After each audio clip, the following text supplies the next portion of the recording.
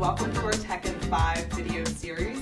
I'm here with Marc Gunther, veteran journalist, contributing writer to Fortune magazine, and senior writer at GreenBiz.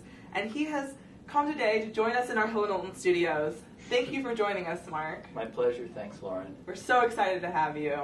I just want to kick off the first question, and I just want to tell the audience a little bit about your background and how you became an advocate for sustainability and responsibility practices. Okay, well, I've been a reporter for a long time. As you said, veteran is the kind way of saying old. Not at all. And starting in about 2000, I started thinking about the role of business in society. Did a Fortune cover story that was actually called God and Business, about spiritual values in the workplace.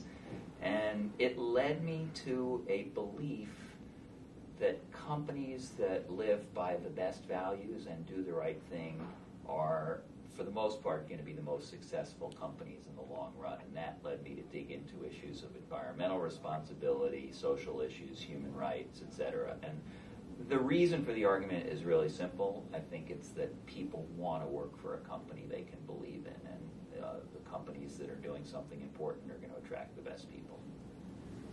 Definitely. Excuse me, Lauren, I'm sorry. Hi, Andy. Thank you for joining us, Marc. Thanks for joining us.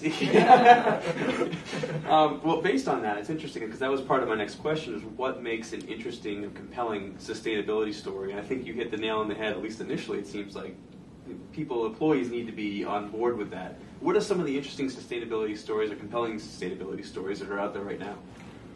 Well, I guess there are two kinds of stories I'm interested in, and they're at different ends of the spectrum. One thing I am looking for is scale. So what Walmart is doing, what GE is doing, what IBM is doing, those things are all interesting to me. What the U.S. government in its purchasing is doing, what the Defense Department is doing, that matters. So that's at one end, and then I also like innovation. I like to write about David as well as Goliath. So, in recent months I've written about a, green peanut butter company, a green diaper company. There's something appealing about young entrepreneurs who say, I can take on Skippy in the peanut butter world, or I can uproot Pampers by having a greener diaper. So I like entrepreneurs, but I also like big companies. Well, you host tons of events each year, and I just want to know what resonates with you in terms of getting someone to speak at one of their CSR events or something like that.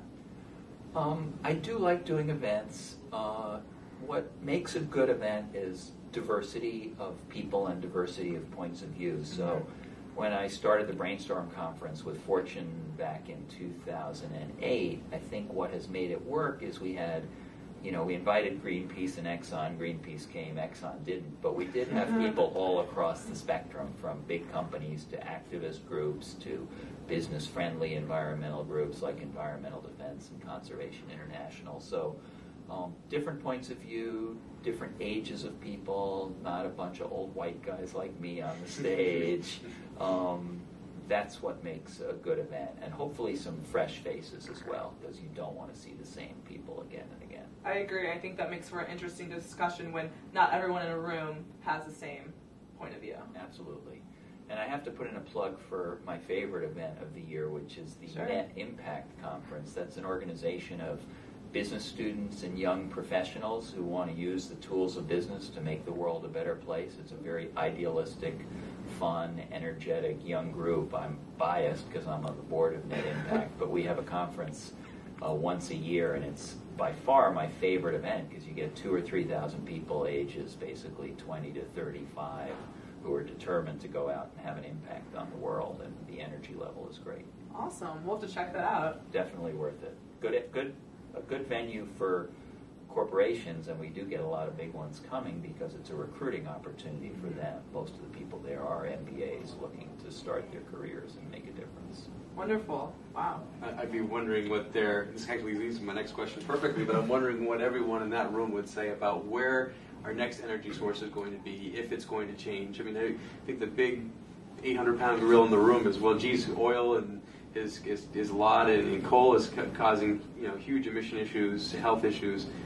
in 10 years, where are we going to be? I mean, we hear natural gas, we hear nuclear, we hear all these great things, but where are we headed? That's a great question, and I think the one thing we've learned in the last just year is that there's not only no such thing as a free lunch, but that there's risk associated with every kind of energy. So we had the BP oil spill, we had the Japan nuclear crisis. There's a lot of good questions being raised about this hydrofracking of natural gas.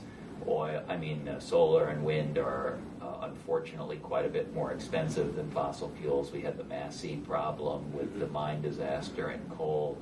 So we have to be mature in thinking about these things, and we have to decide as a society what kind of risks we're willing to accept and what kind of costs we're willing to pay. I mean, I personally would like to see, more renewables come into the mix, but there's just no question that they cost more than the traditional fossil fuels, and there is a question about whether, politically or economically, as a country, we're willing to pay the price for clean energy. Well, great. Well, before you head on out, Yes. we have one last fun question for you. Okay. Spring is finally here.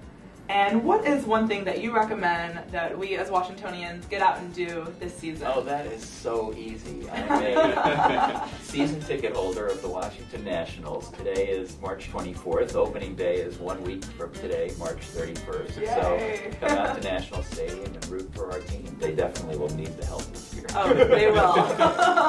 Well, thank you, Mark. Thank you, Lauren. And Thanks, Andy. Thank you, Mark. Bye-bye.